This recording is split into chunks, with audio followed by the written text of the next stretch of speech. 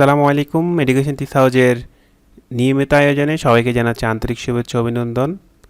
তার ধারাবাহিকতায় আজকে আমরা দেখব 18তম শিক্ষক নিবন্ধন প্রভাষক পদের সকল প্রশ্ন সমূহ। আমরা গত ভিডিওতে কালকে 18তম নিবন্ধনের সহকারী শিক্ষকের সকল প্রশ্ন একটি ভিডিও আপলোড করেছি। আপনারা যারা সহকারী শিক্ষক পদে পরীক্ষা দিয়েছিলেন তাদের প্রশ্ন যদি সংগ্রহ করা প্রয়োজন হয় অবশ্যই ভিডিওটি দেখবেন। আজকের আয়োজনে আমাদের থাকছে 18তম শিক্ষক নিবন্ধনের প্রভাষক পদের প্রশ্ন সেটসমূহ। আমরা আস্তে আস্তে ভিডিওটি স্ক্রল করে টেনে দেখাবো, আপনারা প্রশ্নগুলো দেখে নেবেন। প্রথম প্রশ্নটি আমাদের রয়েছে প্রভাষক বাংলা। যারা বাংলাতে প্রভাষক পদে পরীক্ষা দিয়েছেন তাদের প্রশ্ন। বিষয় কোড হচ্ছে 401 দোয়েল 1 কোড। প্রথম প্রশ্নটা যদি আমরা পড়ে শুনি।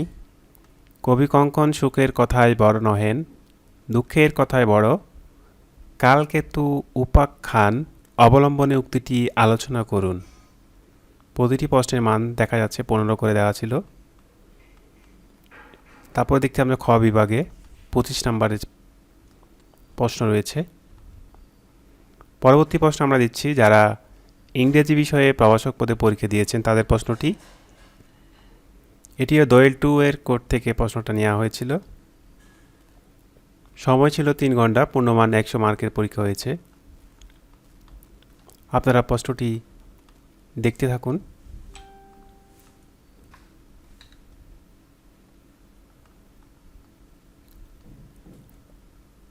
দেখুন ইংরেজিতে এখানে 10 মার্কের একটি চামারি এসেছিল।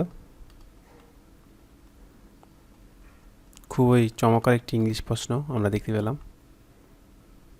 তারপর আমরা দেখতে পাচ্ছি গণিত প্রভাষক পদের প্রশ্নটি একটু দেখানোর চেষ্টা করছি আপনাদের। ম্যাট্রিক্স পদ্ধতিতে নির্ণয় সমীকরণ জোটের সমাধান করো। এটি খুব সহজ একটি প্রশ্ন এসেছে। দেখুন গণিতের আপনার পরবর্তী অংশের প্রশ্ন এটি।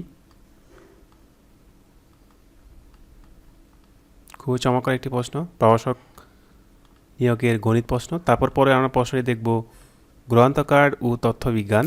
দয়াল 39 ক এর সেট থেকে প্রশ্নটি নেওয়া হয়েছিল। দেখুন আমরা একটি প্রশ্ন যদি আমরা পড়ে শোনাই। আইএসবিএন, আইএফএসএন ও ডিওআই কি এবং কেন ব্যবহার করা হয়? বাংলাদেশে আইএসবিএন পাওয়ার ধারাবাহিক ধাপগুলো উল্লেখ করুন। এটি হচ্ছে গ্রন্থাকার প্রভাষক পদের প্রশ্ন।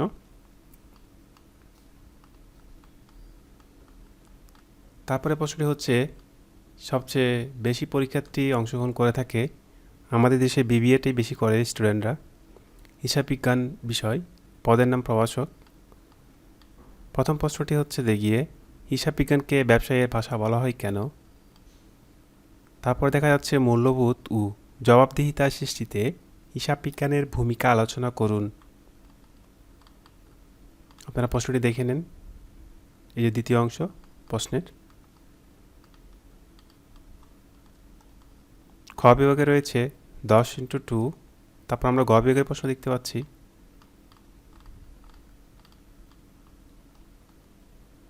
এটা হচ্ছে সর্বশেষ প্রশ্ন।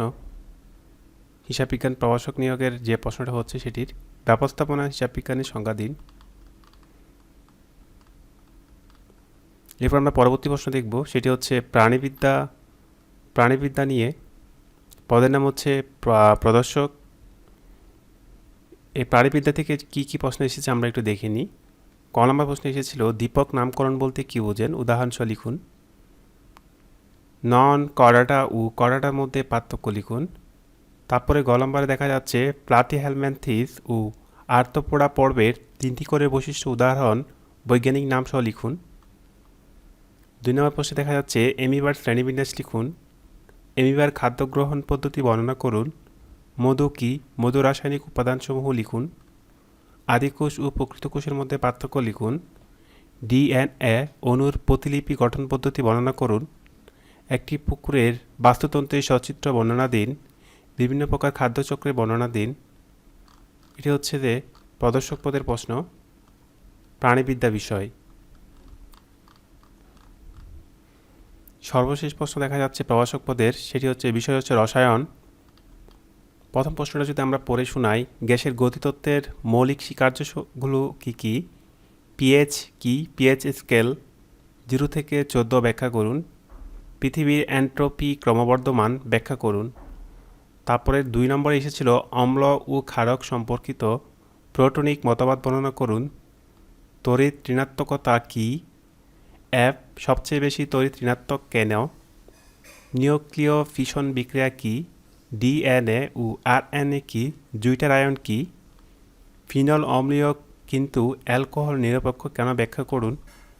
অ্যাসিড বৃষ্টি কী? এর ক্ষতিকর প্রভাব কী? ওজোনস্তর ক্ষয়ের বিপদসমূহ কী? গ্রিনহাউস গ্যাস কী? বিওডি এবং সিওডি কী? এটি হচ্ছে রসায়নের প্রশ্ন। পরের অংশ আমরা এই দেখলাম রসায়নে। সর্বশেষের রসায়নের লাস্ট প্রশ্নের পৃষ্ঠাটা হচ্ছে এটি। নাইট্রেশন কী? বেনজির নাইট্রেশন বিক্রিয়ার ক্রিয়াকৌশল আলোচনা করুন। তারপরে সর্বশেষ প্রশ্ন হচ্ছে ইলেকট্রন আসক্তি কাকে বলে। সবাই সর্বশেষ পর্যন্ত ধৈর্য সহকারে থাকার জন্য অসংখ্য ধন্যবাদ। আপনি যে পদের পরীক্ষা দিয়ে থাকেন না কেন, আপনি প্রশ্নটি দেখে নিতে পারেন, এবং সামনে যদি 19তম শিক্ষক নিবন্ধন পরীক্ষা দিয়ে থাকেন, তাহলে 18তম নিবন্ধনের প্রশ্নসমূহ আপনার জন্য গুরুত্বপূর্ণ ভূমিকা রাখবে বলে আমি আশা রাখছি। এই বলে আমি আজকের ক্লাসটি এখানেই শেষ করছি। আল্লাহ হাফেজ। আসসালামু আলাইকুম।